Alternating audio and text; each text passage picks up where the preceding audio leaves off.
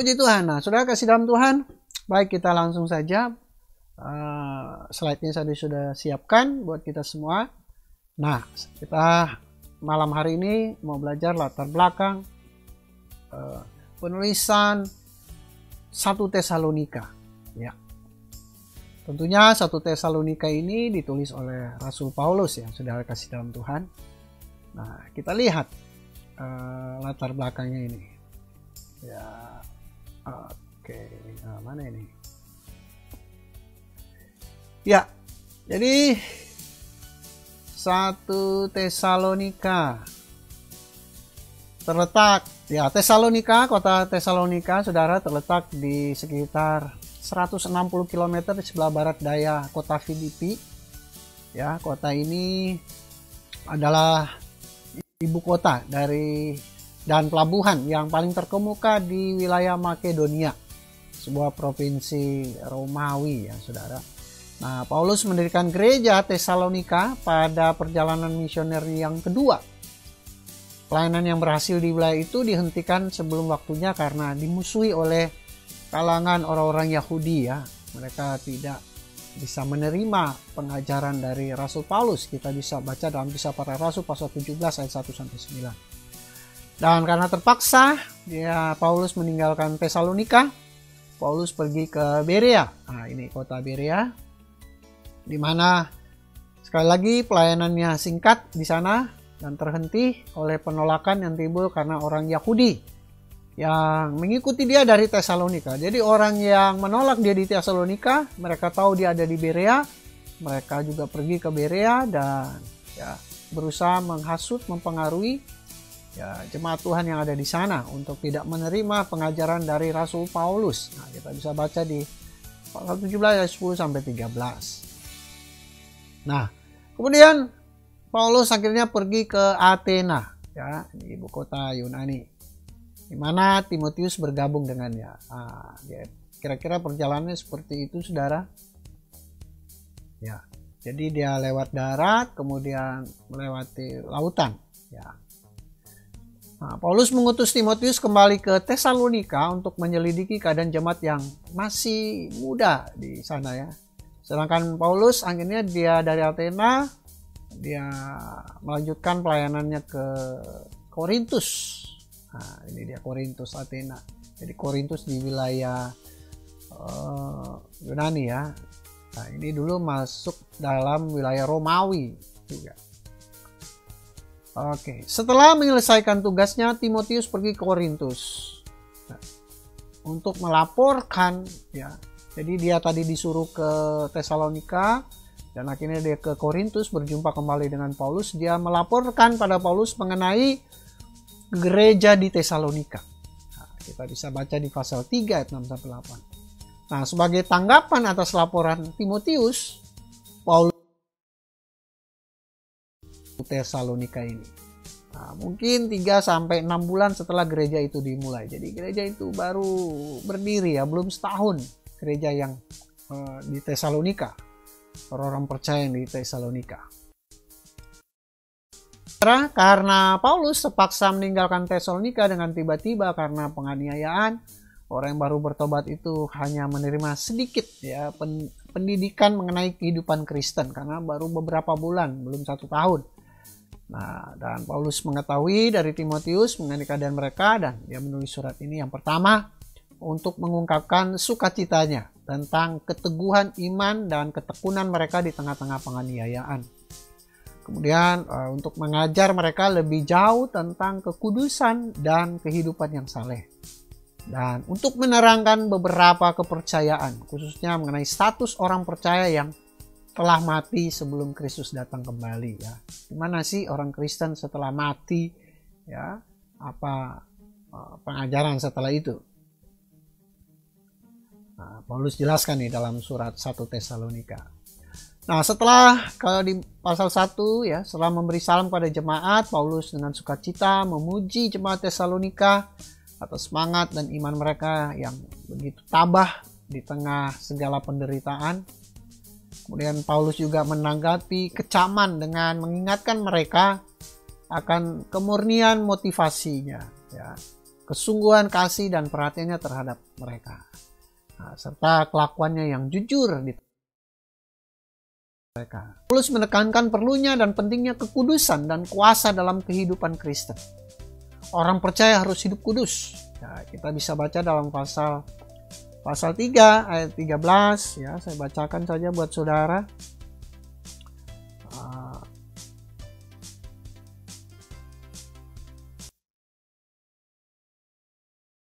Ya, Tesalonika pasal 3. Ya, di sana ditulis, kiranya dia, Yesus, maksudnya Tuhan Yesus, menguatkan hatimu supaya tak bercacat dan kudus ya, di hadapan Allah dan Bapa kita dengan Yesus Tuhan kita dengan semua orang kudusnya ya. Jadi orang percaya harus kudus ya. Kemudian di pasal 4 ayat 1 sampai 8, pasal 5 ayat 23 sampai 24. Dan Injil harus disertai dengan kuasa dan penyataan Roh Kudus. Nah, itu dituliskan dalam pasal 1 ayat 5. Sebab Injil yang kami beritakan bukan disampaikan kepada kamu dengan kata-kata saja, tetapi juga dengan kekuatan oleh Roh Kudus dan dengan suatu kepastian yang kokoh. Memang kamu tahu bagaimana kami bekerja di antara kamu oleh karena kamu. Ya. Mendorong supaya jangan mereka memadamkan api roh dengan meremehkan penyataan Yesus, khususnya tentang nubuat. Di pasal 5 ayat 19 sampai 20. Oke. Nah, tema yang menonjol adalah dalam surat ini kedatangan Kristus untuk membebaskan umatnya dari murka bumi. Ya, pasal 1 ayat 10. Dan untuk menantikan kedatangan anaknya dari sorga yang telah dibangkitkannya dari antara orang mati, yaitu Yesus yang menyelamatkan kita dari murka yang akan datang. Ya. Jadi kedatangan Yesus untuk membebaskan umatnya dari murka Allah ya, karena dosa mereka. Kemudian rupanya beberapa anggota jemaat sudah meninggal, saudara, sehingga menimbulkan kekhawatiran mengenai keikutsertaan mereka dalam keselamatan terakhir yang akan dinyatakan ketika Tuhan datang. Bagaimana mereka pertanyakan dengan orang-orang yang meninggal itu, jemaat Tuhan yang mereka sudah percaya, sudah menerima Yesus, kemudian mereka meninggal, apa selanjutnya? Karena itu Paulus menerangkan rencana Allah bagi orang kudus yang sudah dipanggil pulang bila Kristus kembali bagi gerejanya. Nah, kita bisa baca di pasal keempat ya, saudara, ayat 13 sampai 18. Ya, bicara tentang kedatangan Tuhan, ya, tentang mereka yang meninggal. Ya, selanjutnya kami tidak mau, saudara-saudara, bahwa kamu tidak mengetahui tentang mereka yang meninggal, supaya kamu jangan berduka cita seperti orang-orang lain yang tidak mempunyai pengharapan. Karena jikalau kita percaya bahwa Yesus telah mati dan telah bangkit, maka kita percaya juga bahwa mereka yang telah meninggal dalam Yesus akan dikumpulkan Allah bersama-sama dengan Dia, ya, dan seterusnya. Nah, jadi saudara, orang yang mati di dalam Kristus ya akan dikumpulkan oleh Allah bersama-sama dengan Kristus. Dan Paulus juga menjelaskan mereka yang masih hidup tentang pentingnya kesiagaan ya, ketika Kristus datang, berjaga-jaga, tetap menjaga iman kesetiaan mereka. Dan Paulus menutup surat ini dengan doa untuk kekudusan dan pemeliharaan Tuhan atas mereka. Oke. Nah, ciri utama dari surat 1 Tesalonika ini ya, yang pertama, kitab ini berisi bagian-bagian penting mengenai orang-orang kudus yang sudah mati yang akan dibangkitkan oleh Allah ketika Kristus kembali untuk mengangkat gereja, dan tentang hari Tuhan. Kemudian ada 5 pasal di 1 Tesalonika ini ya, berisi petunjuk tentang kedatangan Kristus dan artinya ya bagi orang percaya. Jadi Kristus datang untuk menyelamatkan ya, saudara. Nah, maknanya Yesus datang supaya kita diselamatkan dari murka Allah tadi ya, di ayat 10. Nah, surat ini juga memberikan wawasan yang unik ya, tentang kehidupan gereja tahun 50-an yang belum dewasa tetapi mereka semangat ya untuk mengiring Tuhan, dan mengenai mutu pelayanan Paulus sebagai yang perintis pemberitaan Injil ini.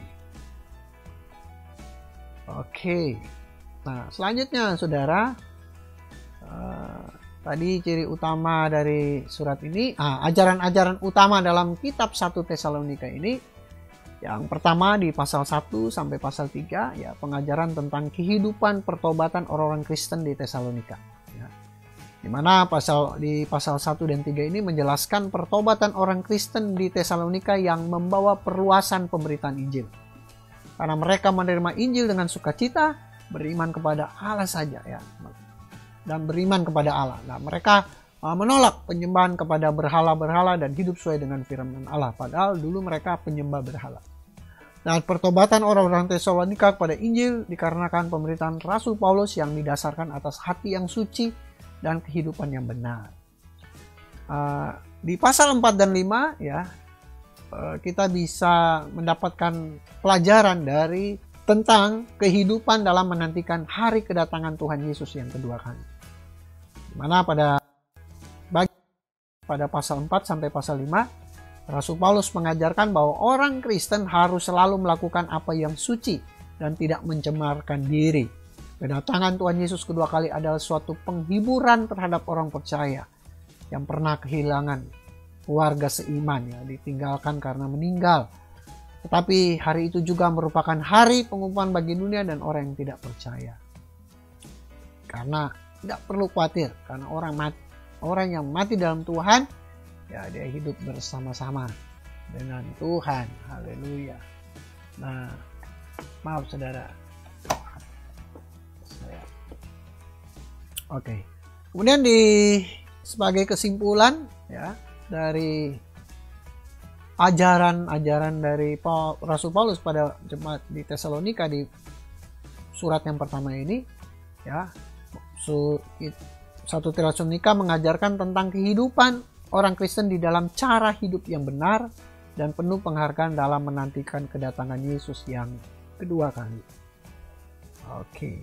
Nah, selanjutnya kita lihat di sini. Nah, pesan penting, ya, dari 1 Tesalonika yang pertama, bahwa Allah sedang bekerja. Hal pertama yang perlu diketahui oleh orang Kristen, ya, orang mereka yang baru bahkan sebagai Kristen di jemaat di Tesalonika, bukan mengenai mekanisme kehidupan Kristen, melainkan tentang Allah yang telah mereka percayai. Ya. Karena Paulus berbicara tentang panggilan Allah di pasal 1 ayat 4, pasal 2 ayat 12, pasal 4 ayat 7. Kemudian Paulus bicara tentang firman Allah. Paulus bicara tentang pengesahan Allah. Paulus bicara tentang ujian Allah. Ya, Paulus bicara tentang murka Allah. Paulus bicara tentang kehendak Allah, tentang ajaran Allah, tentang damai sejahtera Allah, dan kesetiaan Allah. Jadi intinya yang pertama, pesan penting bahwa Allah itu bekerja, ya, atas kehidupan orang percaya. Nah, pesan penting yang kedua adalah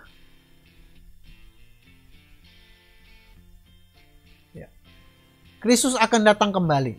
Ya. Paulus menulis beberapa paragraf yang membicarakan tentang kedatangan Yesus kedua kali untuk mengoreksi kesalahan ajaran-ajaran palsu yang ada pada saat itu. Dan ia pun menulis sejumlah catatan singkat tentang hal itu. Kedatangan Yesus merupakan suatu inspirasi bagi orang Kristen yang baru menerima Kristus. Kemudian suatu dorongan bagi para pekerja Kristen, ya, memberikan inspirasi, dorongan, semangat, ya, mereka yang baru saja melayani, ya, Tuhan. Kemudian motivasi bagi kasih persaudaraan di pasal 3:13. Suatu penghiburan bagi orang Kristen yang sedang berduka cita di pasal 4 ayat 18. Dan suatu pembangkit untuk kehidupan yang kudus di pasal 5 ayat yang kedua. Nah, selanjutnya yang ketiga, ya, pesan penting sifat pengalaman Kristen, orang-orang Kristen. Ya. Paulus banyak berbicara tentang ciri orang Kristen supaya mereka dapat mengerti pengalaman apa saja yang dapat mereka harapkan. Ya, menjadi Kristen itu yang pertama mulai dengan suatu keputusan pertobatan, yang menentukan. Ya. Kemudian menjadi Kristen itu meliputi kemajuan dan pertumbuhan. Jadi Jadi Kristen itu bukan begitu-begitu saja rohani, harus ada progres, ya, ada kemajuan, pertumbuhan secara iman. Nah, kemudian menjadi Kristen itu menuntut ketahanan yang hidup, karena banyak pergumulan, ada tantangan, ya, harus stabil, harus tetap konsisten dan resisten, ya. Kemudian bertujuan untuk hidup suci, jadi punya upaya, punya semangat untuk mempertahankan hidup suci, hidup kudus di hadapan Tuhan. Dan orang Kristen itu harus bergantung kepada Roh Kudus, pasal 4. Kemudian menjadi Kristen itu berarti sesama Kristen dalam persaudaraan, ya. Karena di sana ditulis pada pasal 4 ayat 9 tentang kasih persaudaraan tidak perlu dituliskan kepadamu karena kamu sendiri telah belajar kasih mengasihi dari Allah. Ya, nggak perlu diajarkan karena sudah belajar kasih dari Allah itu. Jadi harus punya komitmen dengan sesama Kristen, saling mengasihi. Dan selanjutnya, bagaimana implikasinya, ya, penerapannya dari 1 Tesalonika ini, pelajaran kitab 1 Tesalonika dalam kehidupan kita sehari-hari. Jadi jemaat Tesalonika memperlihatkan kepada kita bahwa mereka itu, ya, pertama ada teladan yang harus diikuti. Ya. Teladan gereja tersebut disebabkan karena apa? Karena ada iman, karena ada kasih, karena ada pengharapan, karena ada kerja keras, ya.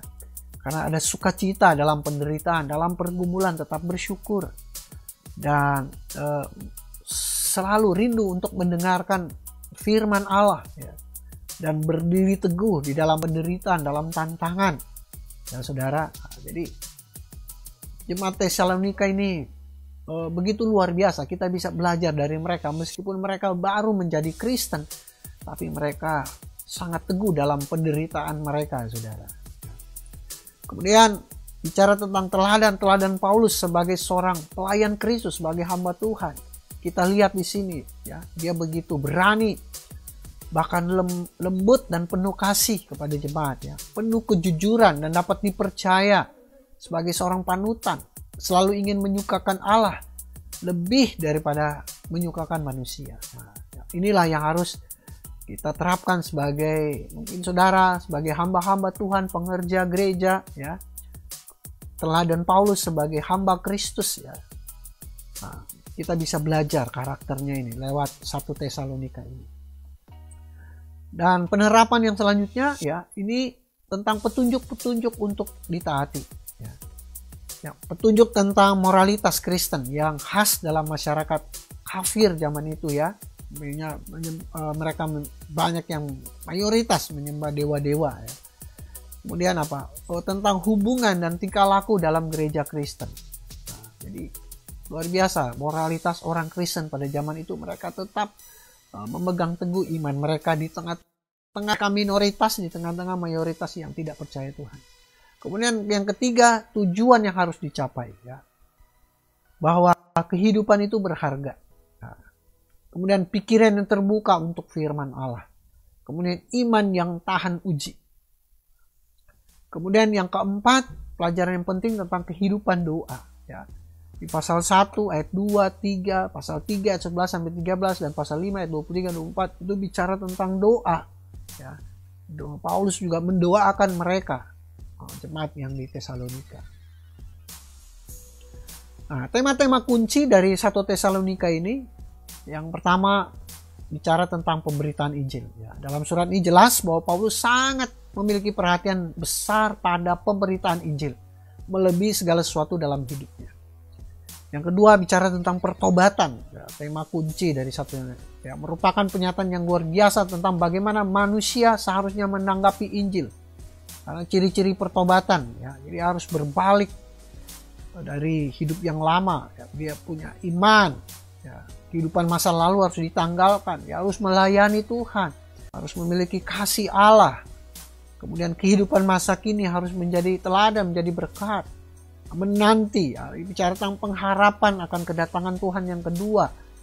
Nah, kemudian pengharapan dalam masa depan, ya, di dalam Tuhan. Nah, itu bicara tentang pertobatan. Kemudian pelayanan Kristen. Nah, Paulus melukiskan beberapa gambaran mengenai hubungan dengan jemaat di Tesalonika. Ya, di pasal 2 ayat 7, pelayanan Kristen itu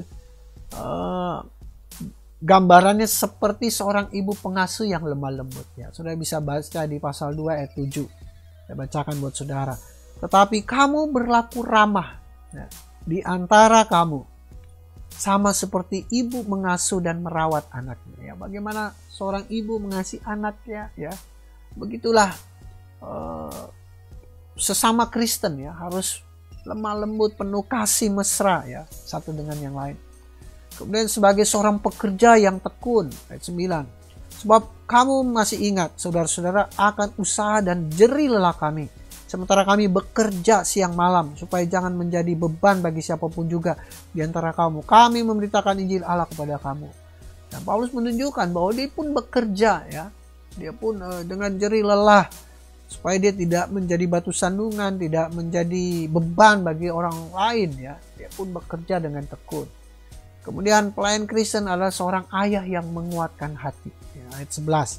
Kamu tahu betapa kami seperti Bapa, ya, terhadap anak-anaknya, telah menasihati kamu dan menguatkan hatimu seorang demi seorang. Ya, seorang Bapa selalu punya hati yang mengasihi anaknya, menasehatkan. Ya, begitu. Inilah hati Bapa yang dimiliki oleh Paulus kepada jemaat di Tesalonika. Kemudian pelayan Kristen itu harus seorang pemenang yang berpengharapan, ya. Di ayat 19 dikatakan, sebab siapakah pengharapan kami atau sukacita kami atau mahkota kemegahan kami di hadapan Yesus Tuhan kita pada waktu kedatangannya, kalau bukan kamu, ya. Menang atas pengharapan.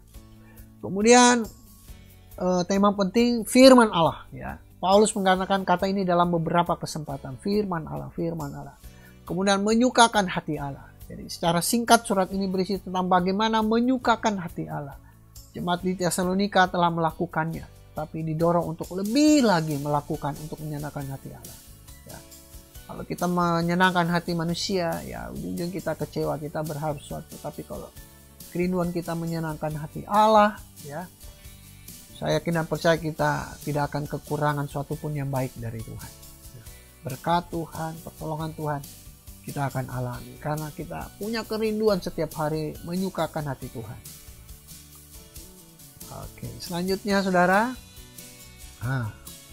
Ya, sekian. Oke, sekian pelajaran kita pada malam hari ini. Saudara kasih dalam Tuhan, semoga pelayan ini boleh menjadi berkat bagi saudara sekalian. Jika saudara diberkati, bagikan pelajaran ini kepada orang-orang yang saudara kasihi, untuk kemuliaan nama Tuhan.